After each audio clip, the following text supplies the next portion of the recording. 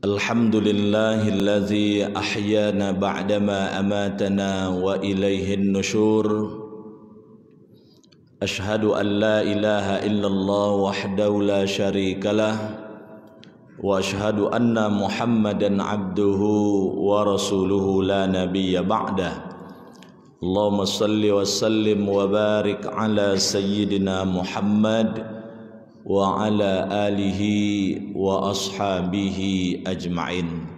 Rabbi syrah li sadri wa yassir li amri wahlul 'uqdatam min lisani yafqahu qawli. Raditu billahi rabba wa bil islami dina wa bi Muhammadin nabiyyan wa rasula wa bil qur'ani imama.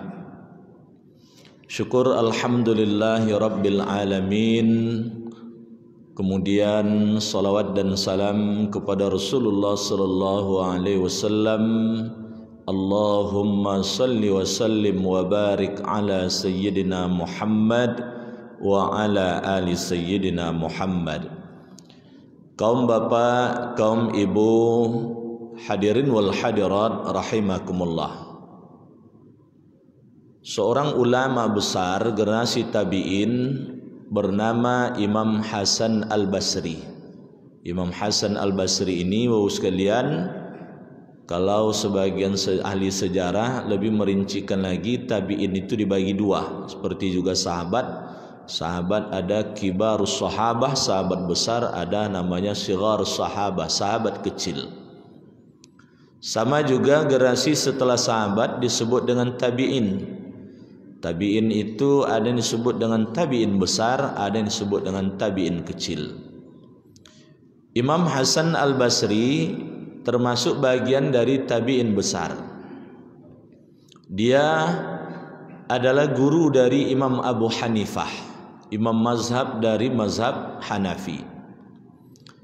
Imam Abu Hanifah adalah guru dan teman diskusi dari Imam Malik, imam mazhab dari mazhab Maliki. Imam Malik adalah guru dari Imam Asy-Syafi'i sampai Imam Malik itu meninggal. Jadi Imam Asy-Syafi'i berguru pada Imam Malik sampai beliau meninggal. Imam Asy-Syafi'i adalah guru dan teman diskusi dari Imam Ahmad bin Hanbal, imam mazhab dari mazhab Hambali. Jadi kalau begitu Imam Hasan Al-Basri adalah menjadi guru dari imam-imam mazhab secara langsung ataupun tidak langsung. Imam Syafi'i tidak mungkin ketemu dengan Imam Hasan Al-Basri karena tahun kelahirannya saja itu adalah tahun wafatnya Imam Abu Hanifah. Sedangkan Imam Abu Hanifah adalah murid dari Imam Hasan Al-Basri. Jadi Bapak sekalian, Imam Hasan Al-Basri ini satu waktu penasaran dengan seorang tabib, kalau bahasa sekarang dokter. Tabib ini apa saja orang yang berobat kepadanya penyakitnya, alhamdulillah sembuh olehnya. Sembuh olehnya. Sehingga muncul rasa penasaran, ini apa ini? Nah, kalau tabib dulu Pak Bu, dokter istilahnya sekarang, itu hampir boleh dikatakan zaman-zaman itu tabib itu bukan profesi, tetapi itu adalah kerja sosial. Maka tabib dulu dia hafal Quran, dia hafal ratusan ribu hadis, dia seorang ahli fikih, seorang ahli tafsir, boleh jadi dia seorang ahli hadis. Nah, maka rata-rata tabib dulu itu memang kerja sosial, tidak kemudian dijadikan sebagai ladang profesi. Maka kalau ada orang berpikir sempit, tidak ada zaman Rasul dulu zakat dokter katanya, zakat penghasilan dokter tidak ada. Ya memang zaman itu dokter bukan sebagai profesi, tapi itu adalah bagian dari pekerjaan sosial dalam rangka tolong menolong di antara sesama. Jadi kembali pada cerita tadi Pak Bu, rasa penasaran dari Imam Hasan Al-Basri inilah kemudian dia mencoba mencari tahu ini apa rahasia tabib ini, sehingga banyak pasiennya, dan alhamdulillah hampir seluruh pasien yang diobatinya itu sehat semuanya, apapun penyakitnya. Maka ternyata ada rahasia dari tabib tersebut. ternyata dia bukan sekedar mengobati zohir dari penyakit orang tersebut, bukan sekedar penyakit fisiknya diobati, tapi yang paling utama diobati olehnya adalah penyakit rohani manusia. Karena seringkali orang sakit itu rohaninya juga bermasalah. Seringkali orang lambat sembuh dari sakitnya karena sisi rohaninya yang bermasalah. Maka wajar saja sekian dekade setelah itu muncul dokter terkemuka di dunia Islam, namanya Ibnu Sina. Dialah dokter pertama kali mengajarkan ilmu bedah modern kepada dunia Eropa. Jadi Eropa ketika itu belum ngerti lagi tuh Pak Bu, kedokteran modern belum ngerti mereka. Mereka masih dalam kondisi zaman kegelapan. Islamlah mencerdaskan Eropa. Maka dulu orang-orang Eropa yang fanatik dengan Ibnu Sina sekalipun tidak beragama Islam, ada aliran namanya, aliran mereka itu atau disebut dengan mazhab lah. Mazhab mereka itu disebut dengan mazhab Avicennia. Nah, jadi itu rujukannya adalah Ibnu Sina. Dia 5 tahun sudah hafal Quran Ibnu Sina nih Pak Abu. Dia dokter, tapi 5 tahun sudah hafal Quran dia. Dia seorang ahli hadis, karena otomatis orang yang hafal Quran menafsirkan Al-Quran itu ratusan ribu hadis hafal olehnya. Jadi Ibnu Sina inilah mengatakan 60% modal sehat itu terletak pada sisi rohani. Jadi kalau rohaninya tidak sehat, rentan dengan penyakit. Kalau zaman sekarang ini di masa Covid ini Pak Bu, inilah yang harus kita jaga. Inilah yang harus kita jaga. Karena sehatnya rohani, insya Allah imunitas kita bagus. Ketika imunitas kita bagus, maka insya Allah inilah benteng terkuat kita menghadapi COVID-19 ini. Cobalah lihat Pak Usa, yang lama berpikir anak-anak tidak ada pakai masker, sehat dia. Nah, kita Pak Bu bukan berarti saya nyuruh Bapak Ibu tanggalkan sajalah masker misalnya. Karena dokter-dokter pun sudah mengatakan kalau sudah umur 40 tahun apalagi punya penyakit bawaan, nah itu rawan sekali. Nah, maka selalu kemudian para ahli medis, dunia pakar penelitian menyebutkan, disederhanakan dengan istilah 3M. Ada yang menyebut 4M. Nah, 3M itu mencuci tangan dengan sabun, memakai masker, lalu kemudian menjaga jarak. Nah, tambah M1 lagi itu menjauhi kerumunan. Tapi kalau menjauhi kerumunan tidak mungkin pula Pak Bu. Nah, karena kalau dijauhi kerumunan ibadah bermasalah, dijauhi kerumunan ekonomi bermasalah, dijauhi kerumunan maka kemudian interaksi kita bermasalah. Manusia ini makhluk sosial, zon politikon. Manusia ini adalah makhluk sosial, tidak bisa dia hidup kalau tidak berkerumun. Nah, cuman berkerumun di sini, berkerumun yang tidak terlalu penting, elakkanlah. Yang suka nongkrong misalnya di kedai kopi, apalagi sambil main domino sampai pula jam 2 malam, berhentilah itu. Bukan sekedar corona saja yang kena, penyakit lain nanti kena. Saya terbaca oleh saya hadis Pak Bu, kata Rasul, man la'iba bin nardashir faka'annama sabagha yadahu ila lahmi khinzir wa damihi. Siapa yang dia bermain dadu. Apa makna bermain dadu itu? Rinciannya ternyata bagian diantaranya main domino. Siapa yang dia main domino, seakan-akan dia memasukkan tangannya itu ke dalam daging babi dan darah babi. Maka Imam Az-Zahabi memasukkannya bagian dari dosa besar dari 70 macam dosa besar. Tapi jangan pula tersinggung yang hobi main domino. Itu Ustaz cari pasal kan? Tidak ada Pak. Saya pun kadang-kala heran juga, pengajian Ustaz tidak ada dicatatnya. Main domino bercatat tuh Pak. Habis buku tuh, sekali seminggu tukar buku itu. Bapak Ibu hadirin wal hadirat rahimakumullah. Jadi rupanya Imam Hasan Al-Basri menemukan jawaban bahwa rahasia dokter ini bukan penyakit-penyakit dari pasiennya. Ini sekaligus mengingatkan kita, kalau ingin sehat atau orang sakit ingin cepat sembuh, inilah dia pituahnya. Ada 10 macam Pak Bu. yang ditemukan di situ. Apa itu sekalian yang 10 macam tersebut? Yang pertama adalah tawadhu'. Jadi ibaratnya ini dokter tadi, tabib tadi mengambil ramuan obat. Nah, jadi obat ramuan tetap harus juga Pak Bu. Nah, kalau dulu kan obatnya itu diracik sendiri dari bahan-bahan alami. Ya, ibaratnya misalnya mungkin ada akar ilalang, mungkin ada daun-daunan, entah daun semiloto, entah daun macam-macam Pak Bu.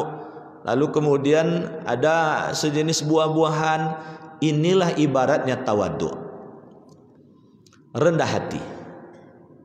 Sebab orang yang tinggi hati atau biasa disebut dengan sombong, inilah yang mendatangkan penyakit Pak Bu. Orang sombong itu bawaannya stres terus tuh Pak Bu. Stres terus dia. Karena dia kalau bercakap tinggi. Jadi kalau ada orang lebih tinggi, rasanya dari dia stres sendiri dia itu. Orang sombong nih sekalian, tidak pernah dia merasa salah, selalu merasa benar. Itulah yang terjadi dengan iblis Pak Bu.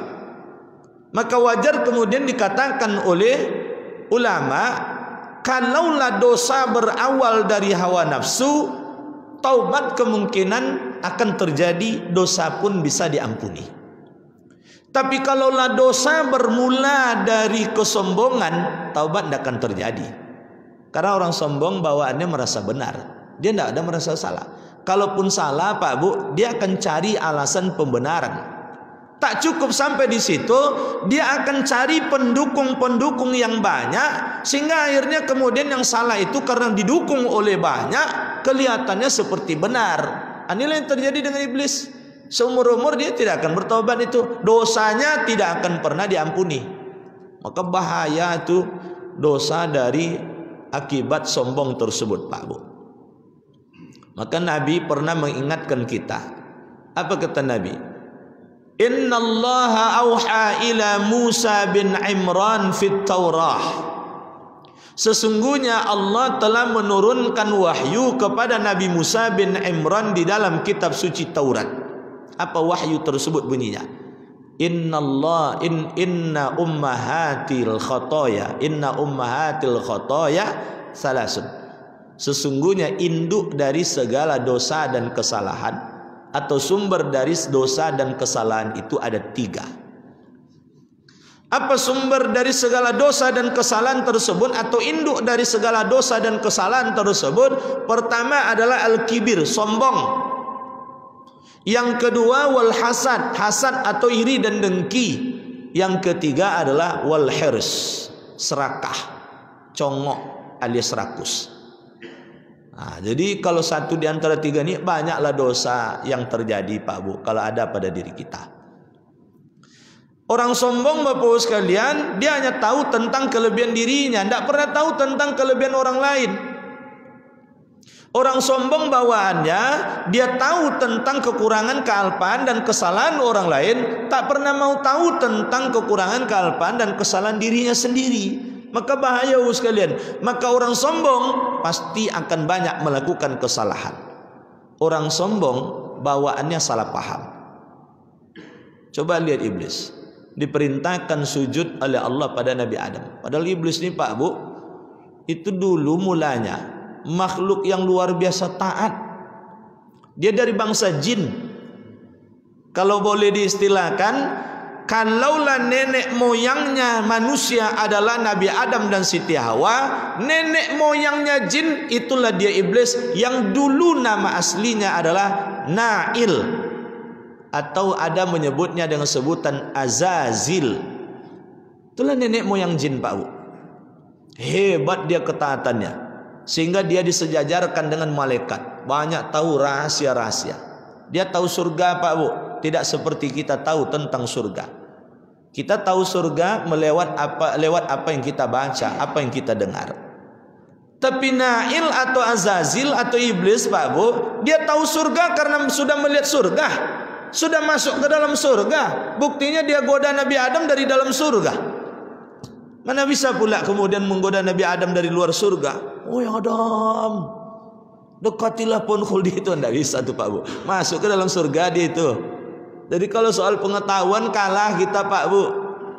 Hebat pengetahuan. Tapi rupanya sekalian, ketika kemudian dia sesat, apa penyebab sesat itu? Sombong. Dia anggap Adam itu dari tanah. Saya kan diciptakan dari api. Api lebih mulia daripada tanah. Jadi itu yang saya sebut Pak Bu.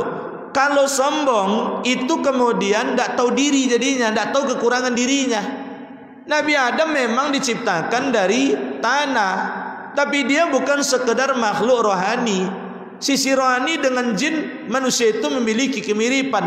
Manusia diberikan akal dan nafsu, jin juga diberikan akal dan nafsu. Itu sebabnya jin itu ada yang baik, ada yang tidak baik, ada yang beriman, ada yang tidak beriman. Sama juga dengan manusia, ada yang beriman, ada yang tidak beriman. Tapi bedanya Pak Bu, pada diri manusia ada kalbu, pada diri manusia kemudian ada jasmani, melebihi sempurnanya bila dibandingkan dengan makhluk yang lain. Nah, jadi kalau sombong Pak Bu, bawaannya hanya tahu kekurangan pihak lain, tidak tahu dia kekurangan dirinya. Akhirnya salah paham. Nah, inilah bawaan kalau sombong, salah paham. Perintah sujud dipahaminya dalam pengertian menghambakan diri pada Nabi Adam.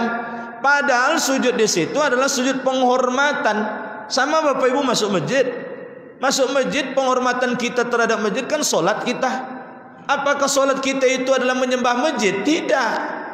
Solat kita itu adalah penghormatan terhadap masjid, tempat ibadah kita. Maka namanya adalah tahiyatul masjid. Tahiyah itu kan penghormatan, penghormatan terhadap masjid. Nah Bapak Ibu sekalian, maka oleh sebab itu sangat berbahaya sombong tersebut. Oleh sebab itu diajarkan pada kita untuk rendah hati. Rendah diri tidak boleh Pak Bu. Rendah diri hanya di hadapan Allah. Tapi di hadapan manusia kita tidak boleh rendah diri. Kalau rendah diri bawaannya minder. Oh dia kaya, lalu yo seorang ya Wak. Nya ganteng, lalu yo seorang ya Wak. Jadi sekalian, tidak ada Allah membedakan itu. Mau kaya, mau miskin, mau ganteng, mau tak ganteng, itu semua karunia dari Allah. Jadi Bapak sekalian, makanya Allah itu menilai kita bukan hasil Pak Bu, tapi yang dinilai oleh Allah itu adalah proses. Ini orang kaya, proses kayanya gimana? Sudah kaya, proses dia menggunakan kekayaan itu dinilai. Ini ada orang yang tak kaya, proses dia kemudian keluar dari kondisi tak kaya itu ada enggak?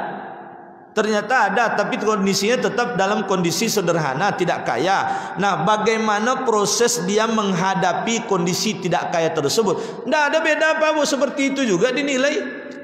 Maka jangan katakan, oh orang yang bersedekah 1 juta lebih hebat daripada orang yang bersedekah 10.000. Lihat dulu berapa penghasilannya.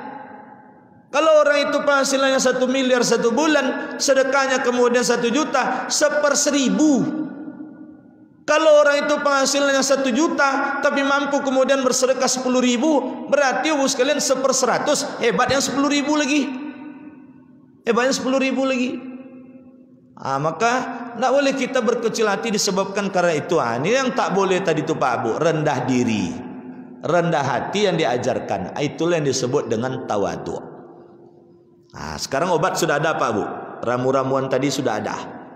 Kan tidak mungkin ramu-ramuan itu langsung dimakan. Akar ilalang sepanjang ini, langsung saja. Atau cekik kita dibuatnya daun lebar-lebar, langsung saja dimasukkan ke dalam mulut, pahit pula lagi, keluar dia lagi.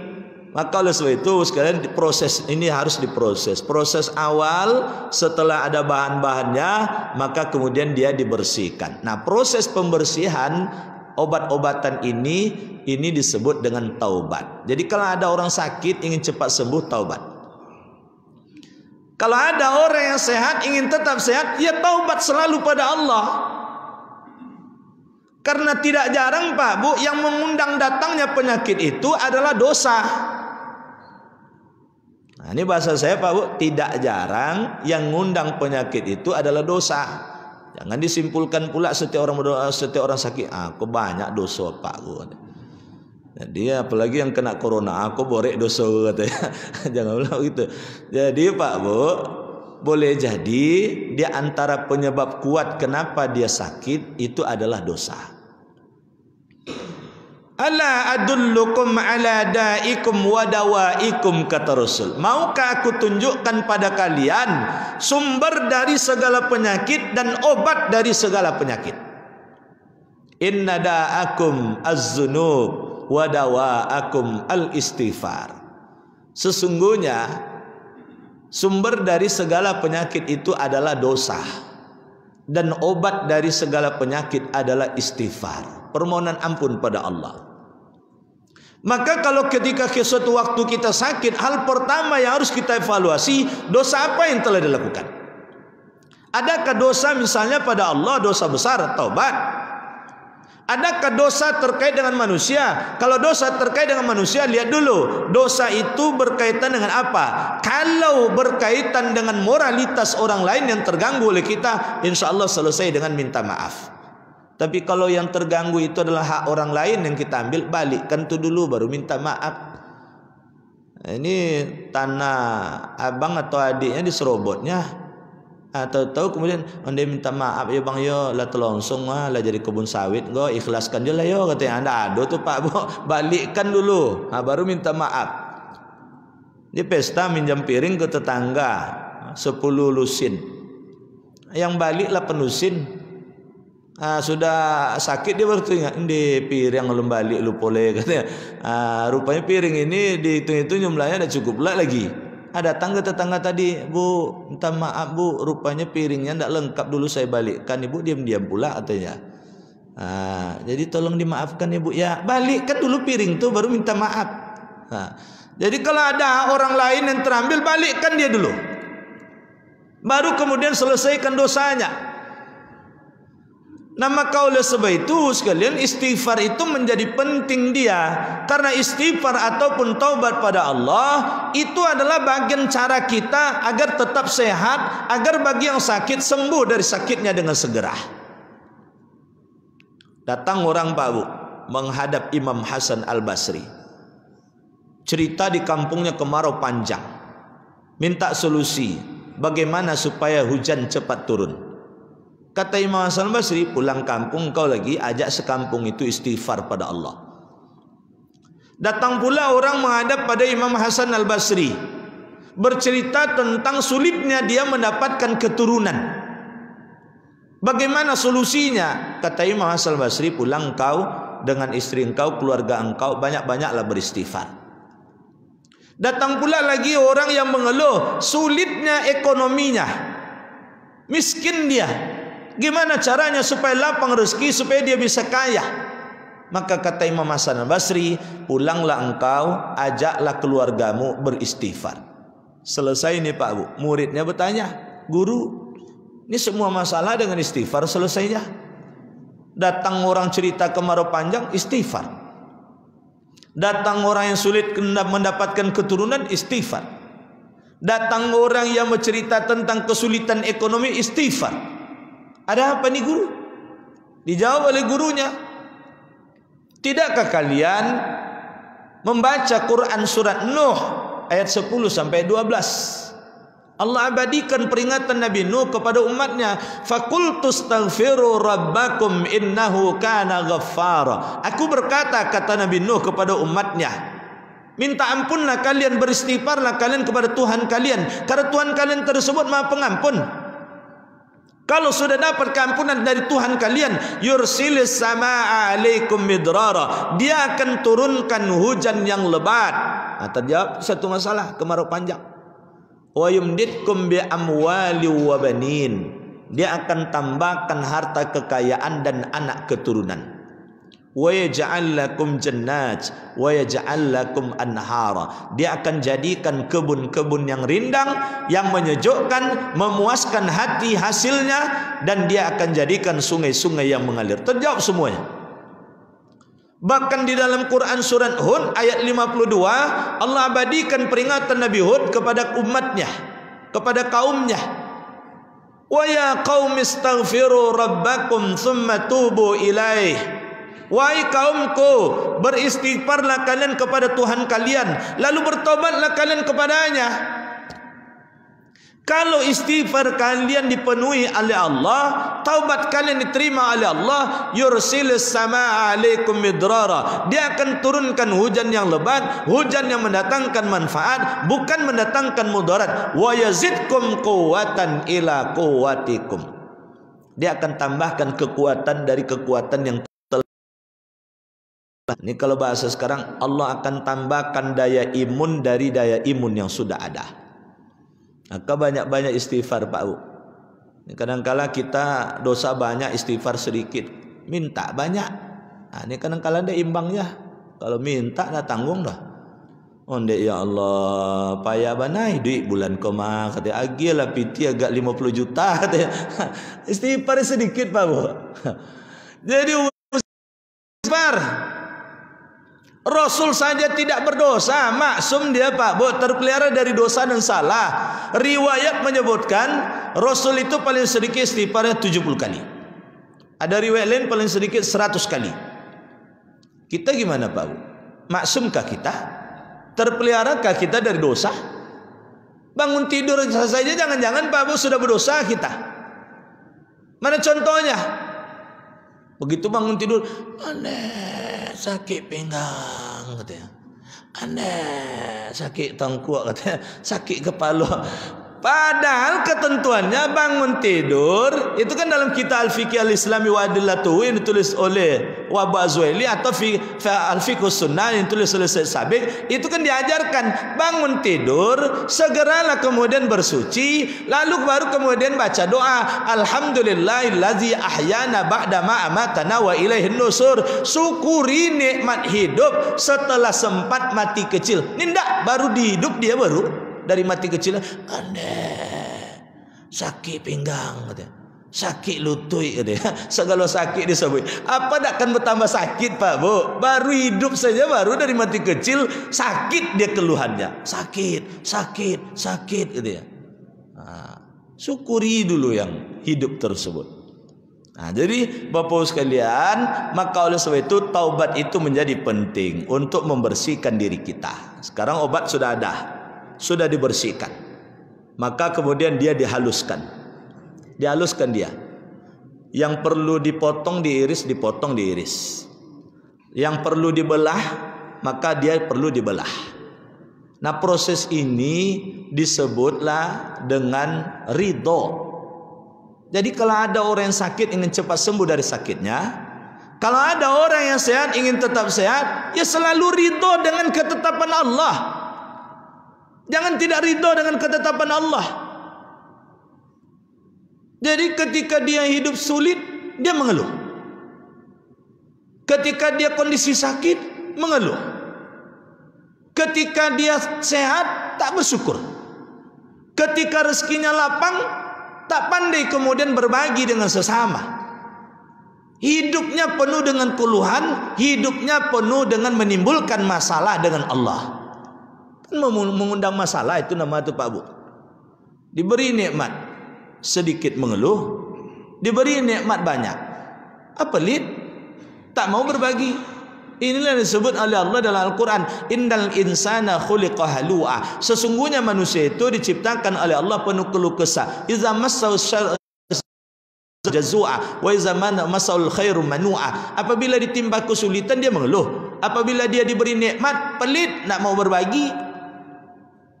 Nah, jadi Bapak Ibu sekalian, maka oleh sebab itu dalam hidup ini kita yang dinilai oleh Allah adalah ikhtiarnya. Itu yang saya sebutkan tadi Pak Bu, ikhtiarnya. Soal hasil itu urusan Allah. Jangan kita suka mengkaji hasil sementara ikhtiar atau prosesnya tidak dilalui dengan baik. Bekerja Pak Bu, itu urusan kita. Rezeki itu urusan Allah. Jangan urus urusan Allah. Berobat bagi orang sakit itu menjadi urusannya. Sembuh itu menjadi urusan Allah. Jangan urus urusan Allah. Kapan sembuh, di mana sembuh, lewat siapa sembuh, melalui obat apa sembuh, serahkan pada Allah. Mendidik, mengajarkan, berdakwah itu urusan kita. Apakah orang itu mengikuti apa yang kita nasihati? Apakah kemudian orang itu mau mengikuti apa yang kita ajarkan, yang kita dakwakan? Itu bergantung hidayah. Hidayah itu menjadi urusan Allah. Kalaulah Allah itu menilai hasil, Pak Bu, maka banyaklah manusia dipandang sebagai orang yang tidak berhasil. Contoh Pak Bu, kalaulah kemudian yang dinilai itu adalah anaknya harus menjadi soleh semuanya, keluarganya harus menjadi soleh semuanya, maka Nabi Nuh Pak Bu dianggap tidak berhasil oleh Allah. Nabi Nuh istri dan anaknya kan menjadi orang kafir, penentang dakwah Nabi Nuh. Malah mereka mengatakan Nabi Nuh itu sudah gila.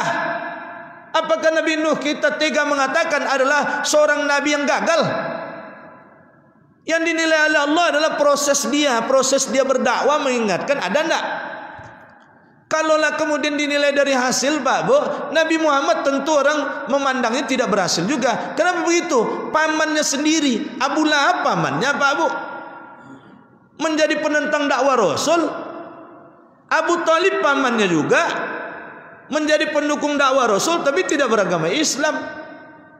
Nah, jadi Pak Bu, kita mendidik anak kita, kita ajarkan anak kita beri makan dengan yang halal, kita beri teladan dia teladan yang baik. Tapi ternyata 5 anak, 1 ini tidak mau dia ngikut, tidak soleh dia.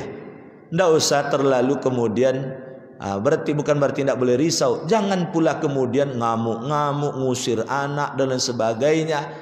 Itulah ladang dakwah kita yang takkan pernah habis. Serahkan semuanya pada Allah, berdoa pada Allah. Satu saat anak ini sadar, lalu kembali kepada kebenaran. Jangan dia dikucilkan dari saudara-saudaranya, jangan dikucilkan dengan anak-anak yang lain, tambah menjadi dia Pak. Karena kita tidak punya peluang, tidak punya urusan dengan persoalan hasil. Itu urusan Allah. Itu urusan Allah Pak.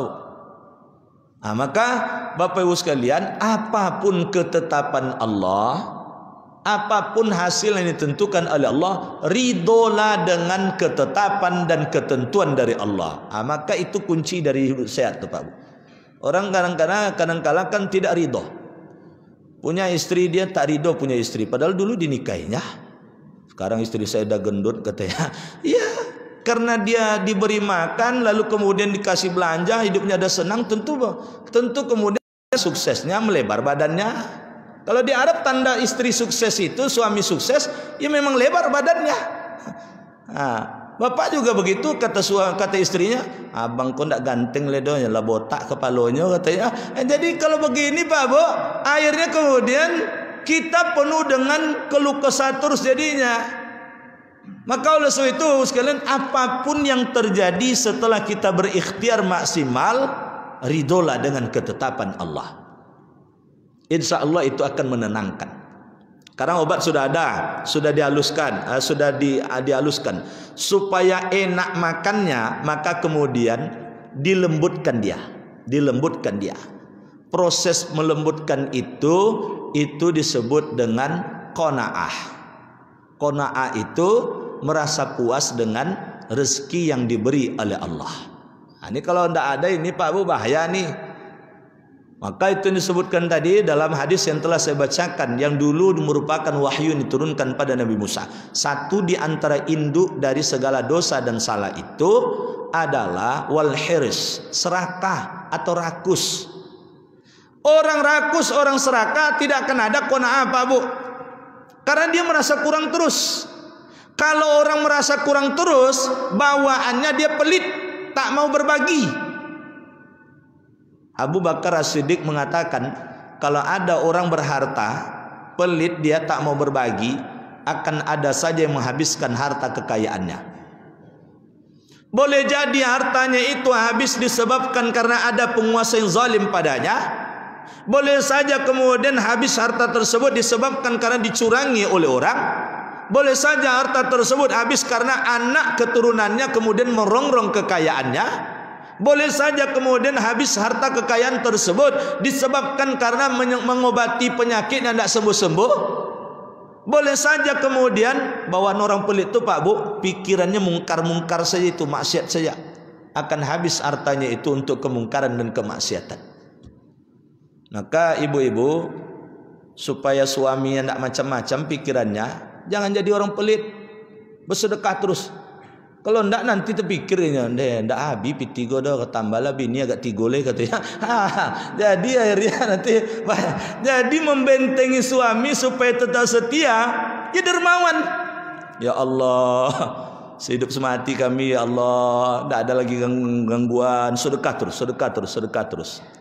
Asal jangan ada muncul sajalah tandingan dari suaminya. Ya Allah, lah merasa ya dengan bini wak cikko katanya. Sedekah pula aja. Bahaya pula nanti itu. Apa yang mudah-mudahan itu tidak ada yang terjadi. Jadi Bapak sekalian, balik pada kajian kita. Nah, maka oleh sebab itu qanaah itu perlu. Orang qanaah Pak Bu, dia akan sesuaikan pola hidup dengan penghasilan. Penghasilan 2 juta, pola hidup 2 juta. Tapi kalau qanaah tidak ada Pak Bu, penghasilan 20 juta, pola hidup 30 juta.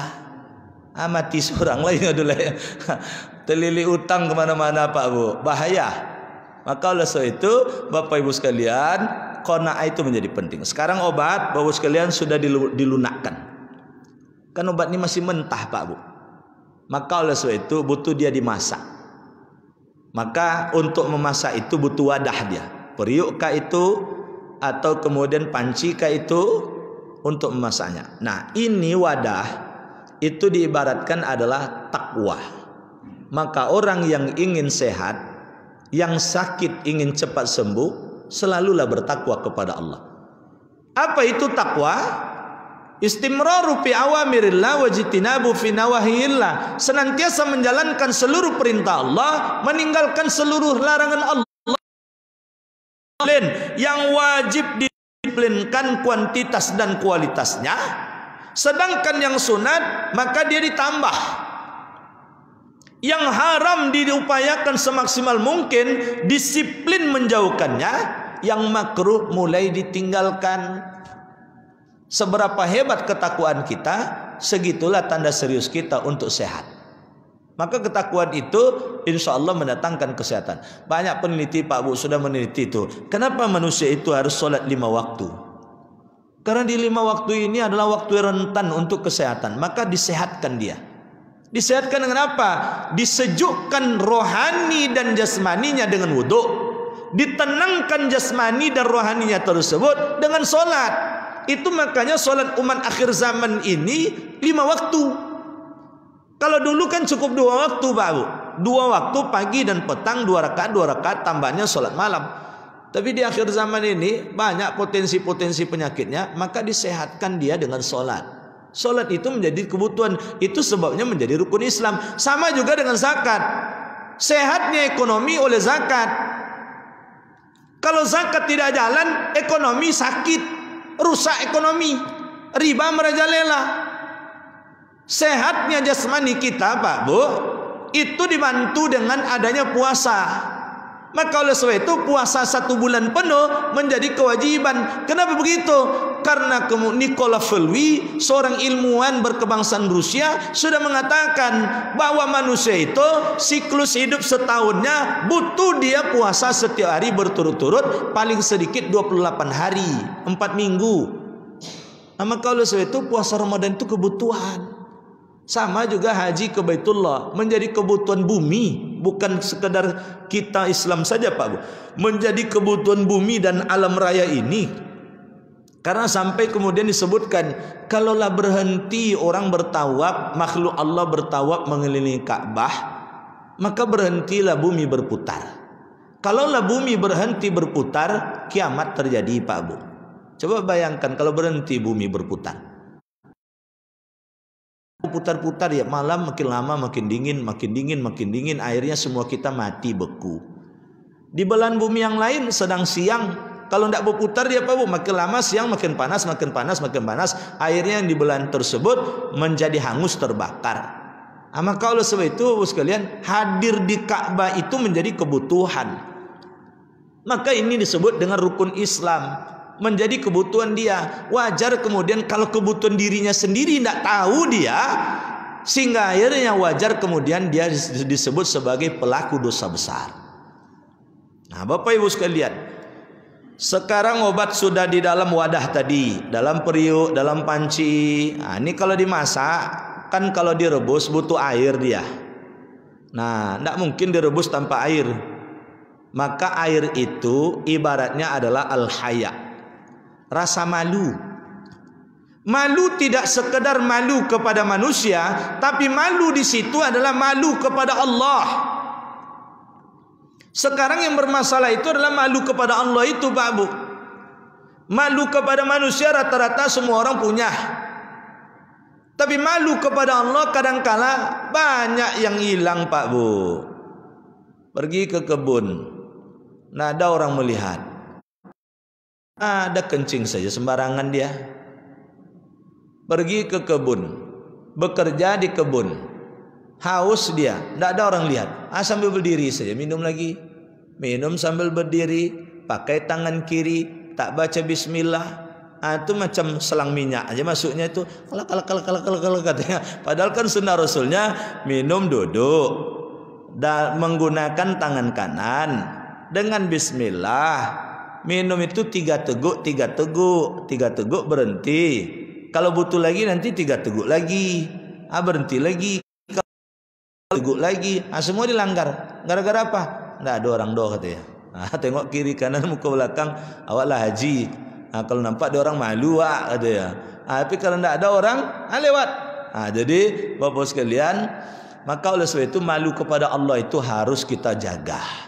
Kalau malu pada Allah ada, jangankan melakukan kemungkaran dan kemaksiatan, melalaikan ketaatan kepada Allah pun tak berani kita lakukan. Sahabat bertanya, ya Rasulullah, nutup aurat itu kalau tidak ada orang gimana ya Rasul? Kata Rasul, nutup aurat sekalipun tak ada orang, dia harus tetap ditutup auratnya.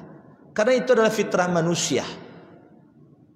Lalu kalau sekiranya kemudian memang betul-betul kita sendiri ketika itu, maka kemudian Rasul mengingatkan, malulah engkau kepada Allah Subhanahu wa ta'ala. Dimanapun engkau berada, Allah ada di sana. Maka ini cara seperti ini Pak Bu, termasuk kisah tentang Nabi Yusuf. Dia berhasil melewati ujian kemaksiatan itu karena rasa malu kepada Allah yang tinggi.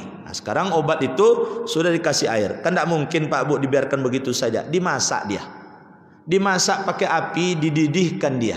Proses pendidihan dari memasak ini, proses perapiannya ini disebut dengan mahabbah, cinta. Cinta bukan kepada makhluk, sebab cinta kepada makhluk khawatirnya kita akan bertepuk sebelah tangan. Tapi cinta yang hakiki adalah cinta kepada Allah. Karena cinta kepada Allah tidak akan pernah bertepuk sebelah tangan. Jadi apapun yang kita cintai muaranya karena Allah. Cinta pada istri karena Allah, karena cinta pada Allah. Cinta kepada suami karena cinta pada Allah. Cinta pada anak karena Allah. Cinta kepada harta karena Allah.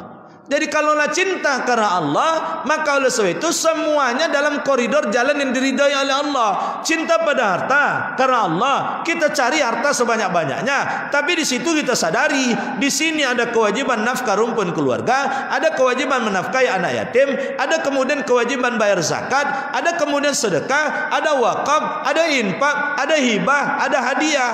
Jangan dilupakan itu.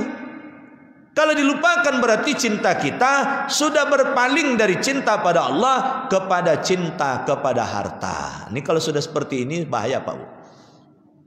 Maka oleh sebab itu Rabi'ah al-Adawiyah sampai mengatakan, ya Allah, aku beribadah bukan karena aku beribadah bukan beribadah mengharapkan cintamu ya Allah. Biarlah aku engkau lemparkan ke dalam neraka, asalkan cintamu engkau curahkan kepada aku. Nah mungkin pula Allah cinta pada hambanya dilemparkan ke neraka, tidak mungkin. Tapi begitulah ekspresi rasa cintanya kepada Allah. Maka Bapak sekalian ada kisah, ini Rabi'ah ini Pak Bu, seorang budak wanita yang kemudian dimerdekakan karena luar biasa hebat ibadahnya. Jadi majikan itu merasa tidak enak hati, terganggu dengan kerjaannya nanti ibadahnya. Dimerdekakan Pak. Setelah merdeka itu Imam Hasan Al-Basri melamarnya. Imam Hasan Al-Basri seorang ulama besar, melamar Rabi'ah Al-Adawiyah. Apa jawaban Rabi'ah?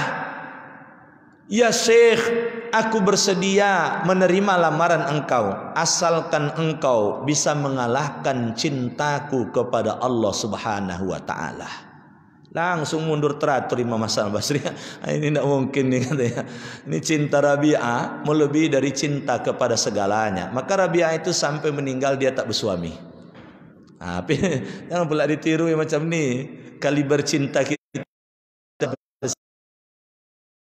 Jadi oleh sebab itu Pak Bu, maka poin yang ketujuh itu yang harus kita miliki supaya tetap sehat dan yang sakit cepat sembuh adalah mahabbah, cinta kepada Allah.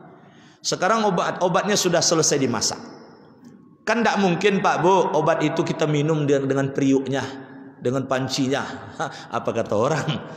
Jadi dipindahkan dia. Dipindahkan entah ke gelas, entah ke mangkuk. Nah tempat ini namanya adalah syukur. Jadi kalau ada orang yang sehat ingin tetap sehat, atau ada orang yang sakit ingin cepat sembuh dari sakit, yang miliki rasa syukur kepada Allah. Orang yang bersyukur Pak Bu, orang yang tahu apa yang ada pada dirinya dan dia tidak pernah memusingkan apa yang tidak ada pada dirinya. Tapi orang kufur Pak Bu, dia selalu mengkaji apa yang tidak ada pada dirinya. Maka dia tidak pernah bersyukur. Ada seorang dalam doanya protes pada Allah. Ya Allah, kenapa aku engkau miskinkan sedangkan si fulan itu engkau kayakan? Berarti kan dia mengkaji apa yang ada pada orang. Yang ada pada dirinya dilupakannya. Akhirnya dalam tidurnya dia bersuah. Dia bersua dengan orang yang diirikan.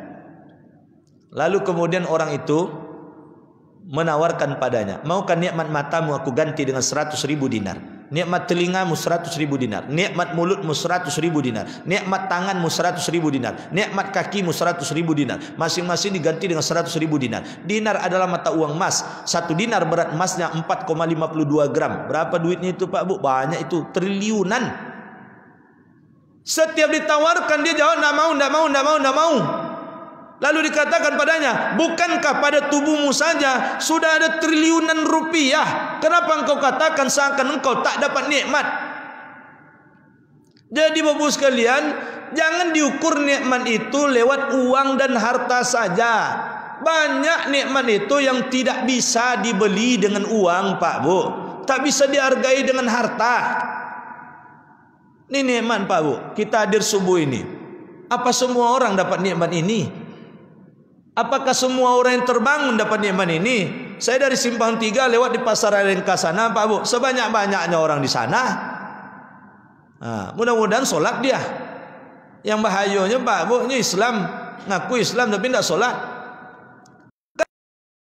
Kan seperti ini. Tidak semua orang yang solat subuh dapat nikmat mendengarkan kajian ilmu. Berapa banyak tadi yang solat berjamaah tapi pulang dia. Kalau dia pulang karena ada kewajiban lain silakan. Tapi kalau hanya karena misalnya nonton TV dia misalnya, salah kaprah tuh Pak Bu. Jangankan itu, sebutlah pulang misalnya dia baca Quran misalnya. Baca Quran itu amalan pribadi, menyelamatkan diri. Tapi menghadiri ilmu Pak Bu, dengan ilmu kita selamat, orang sekeliling kita bisa kita selamatkan. Maka disebutkan oleh Rasul perumpamaan antara perbandingan seorang ahli ibadah dengan ahli ilmu, orang yang mengikuti majelis ilmu, bagaikan perumpamaan bintang-bintang dengan bulan purnama. Kita ini ibaratnya adalah seperti bulan purnama. Bulan purnama kan bukan menerangi dirinya saja, tapi menerangi seisi bumi. Coba misalnya sejak saya mulai pengajian tadi, ada yang baca Quran saja kerjanya, selesai olehnya 2 juz. Orang ini ibaratnya bintang-bintang. Bintang sekalipun banyak, dia menerangi dirinya saja. Nah, ada majelis yang terbaik lagi Pak Bu kecuali menghadiri majelis ilmu. Maka disebutkan itu hadisnya, man salaka tariqan yabtaghi bihi ilman sahalallahu lahu tariqan ilal jannah. Siapa yang menempuh jalan untuk mencari ilmu, maka sungguhnya dia akan dibukakan jalan menuju surga. Wa innal malaikata la tad'u ajnihataha la talabil ilmi liman ridha la isna. Jadi orang yang dia duduk di majelis ilmu Pak Bu, itu malaikat hadir mengembangkan sayap-sayapnya.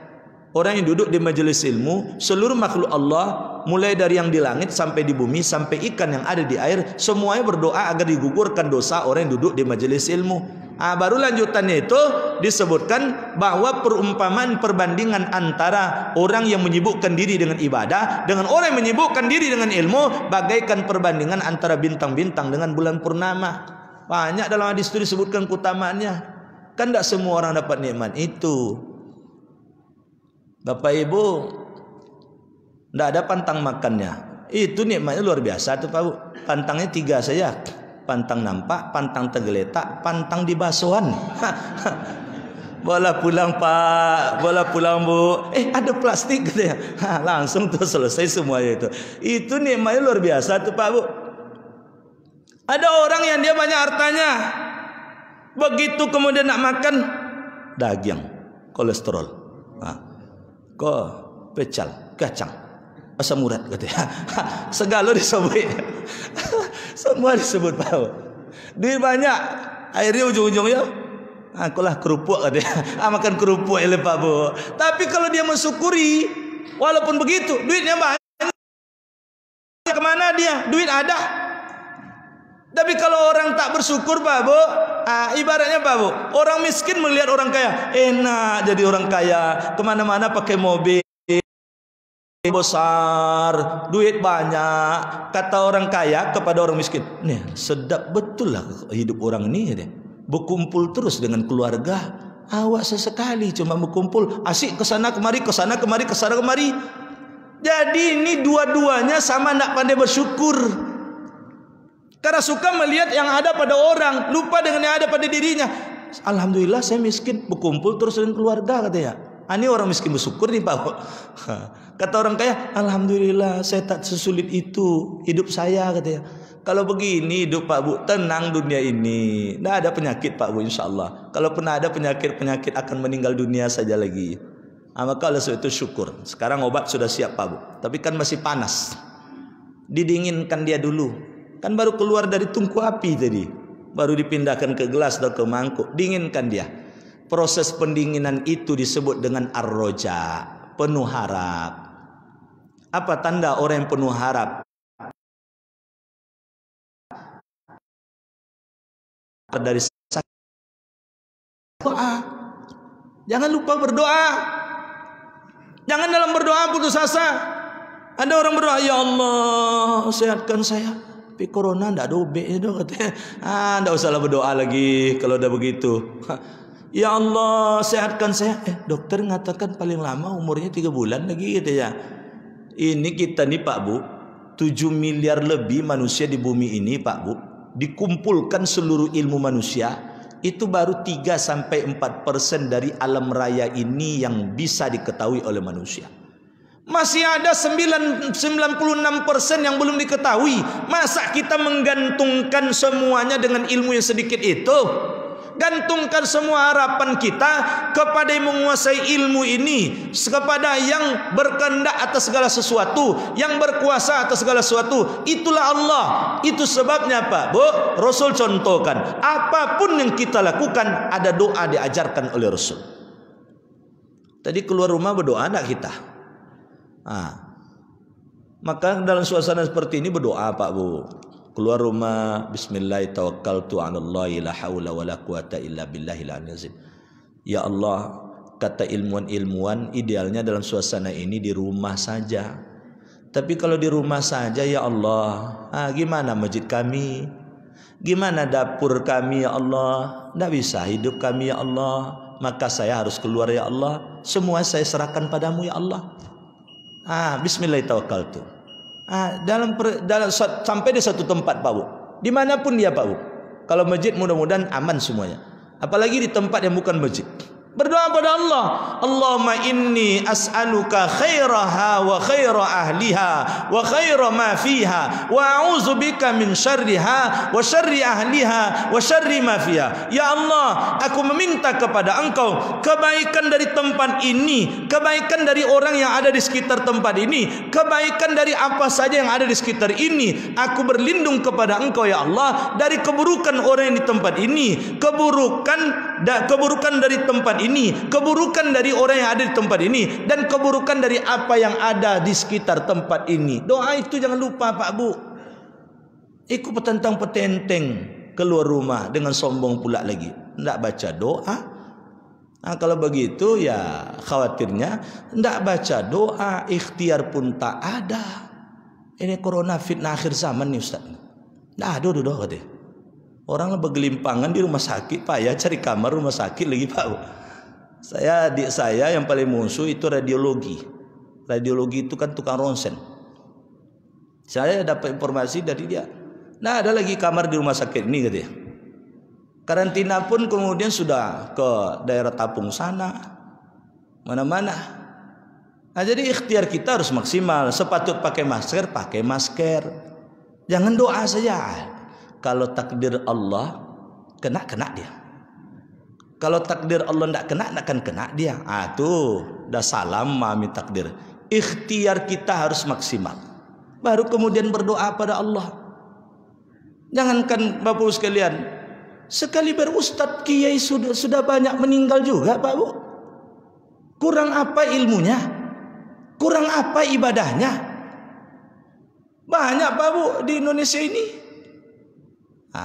Jadi oleh sebab itu jangan kemudian kita tidak percaya pula kepada seluruh ilmuwan. Sudah seluruh ilmuwan baik yang Islam ataupun tidak Islam mengatakan virus ini ada. Yang namanya virus ini bukan penyakit kotor nih Pak Bu. Ini virus makhluk hidup. Dia mencari tempat hidup. Tempat hidupnya memang sedianya adalah di kelelawar, di ular. Tapi ini dimakan oleh manusia. Pindah tempat hidup dia. Jadi kita sedang bertarung nih Pak Bu. Mana yang bertahan hidup? Coronanya yang bertahan hidup atau kita bertahan hidup? Maka kalau kita bertahan hidup harus menyesuaikan dengan kondisinya. Sebab kalau dia sudah masuk Pak Bu, itu adik saya itu mengatakan dalam sehari itu saja paru-paru itu macam orang tenggelam di laut Pak Bu, tidak bisa dibantu. Begitu masuk di paru-paru itu, hari ini itu sedikit memutih dia. Nanti sore tahu-tahu sudah melonjak penuh paru-paru tersebut. Sekali berdokter pun meninggal Pak Bu. Karena belum ada obatnya. Karena ini virus. Kalau gatal-gatal ada obatnya. Karena dia bakteri. Ini virus, makhluk hidup. Nah, kalau kita bunuh virus ini memang mati. Tapi kita efek sampingnya pada tubuh kita kan tidak tahu juga kita. Maka jalan yang paling aman itu adalah antisipasi diri. Pakai masker, cuci tangan dengan sabun, kata dokter. Lalu kemudian ya menjaga jarak dan lain sebagainya. Tidak ada tuh Ustaz. Tayun tanda ada. Yang penting tawakal kepada Allah Subhanahu wa taala. Tawakal itu kan ada ujung Pak Bu. Fa iza azamta, apabila engkau telah berusaha maksimal, fatawakkal, baru bertawakal. Ini kalau sama tidak maksimal langsung saya bertawakal. Tawakal dari mana? Jadi mari Pak Bu, ini sudah lengkap. Berarti tawaduk sudah ada, taubat sudah ada, ridho sudah ada, lalu qanaah sudah ada, takwanya sudah ada, al-haya rasa malunya sudah ada, mahabbahnya cinta pada Allah sudah ada, syukur sudah ada, rojaknya sudah ada. Berarti ini obat sudah siap dikonsumsi. Minumlah obat tersebut seluruhnya. Semuanya diminum dengan apa? Dengan tahmid, dengan memuji Allah. Jadi selalulah memuji Allah dalam keseharian. Lihat yang takjub, puji Allah, subhanallah. Lihat yang tak sesuai dengan keinginan, ya kalau sekiranya terkait dengan yang hilang, innalillah. Pokok apapun yang terjadi, puji Allah, puji Allah, puji Allah. Maka dengan seperti itu Pak Bu, mudah-mudahan kita yang sehat tetap sehat, yang sakit kemudian segera disembuhkan dari sakitnya oleh Allah Subhanahu wa taala. Ada pertanyaan Pak Bu? Pas? Mudah-mudahan pas ini tanda sudah bisa dipahami gitu. Nanti keluar dari pintu apa yang 10 tadi itu. Tapi mudah-mudahan kalaupun tak hafal poin demi poin urutannya, yang jelas secara umum kita sudah pahami. Maka jangan kemudian mengobati penyakit itu hanya dengan obat kasat mata saja. Karena memang Ibnu Sina pun mengatakan ini hanya 40%. Yang paling penting itu adalah sisi rohani disembuhkan dulu. Maka Ibnu Sina mengobati pasien sudah 15 tahun tak sembuh-sembuh, kemana-mana berobat tak sembuh-sembuh, akhirnya kemudian diobati, sembuh olehnya. Apa yang diobati? Sisi rohaninya dulu diobati. Ketika telah sembuh sisi rohaninya, yang 10 macam tadi diamalkan, tinggal kasih obat sedikit saja. Obat itu kadang-kala zaman Rasul air putih saja jadinya. Air putih itu karena sisi rohaninya sudah sehat, alhamdulillah dengan air putih tersebut, dengan doa tadi, dengan memuji Allah, akhirnya kemudian sembuh dia.